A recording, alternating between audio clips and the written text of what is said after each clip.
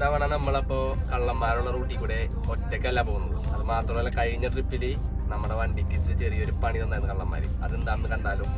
ഇന്നത്തെ trip start ചെയ്യുന്നത് Slovenia Italy ബോർഡറിൽ നിന്നാണ്. അപ്പൊ കഴിഞ്ഞ ട്രിപ്പിൽ ഫ്രാൻസിൽ വെച്ച് ആഡ്മിന്റെ ക്യാപ്പ് കള്ളന്മാരുണ്ടായിരുന്നു. വേറൊരു ഡ്രൈവറുടെ നിന്ന് പഴയ ഒരെണ്ണം വാങ്ങിച്ചായിരുന്നു.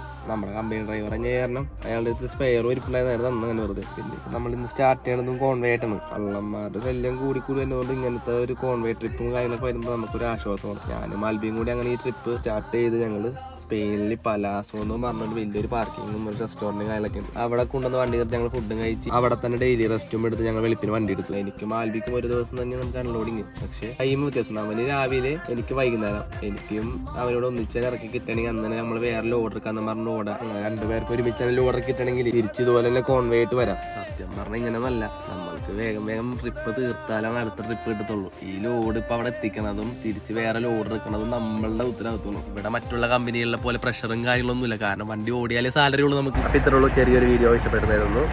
See you.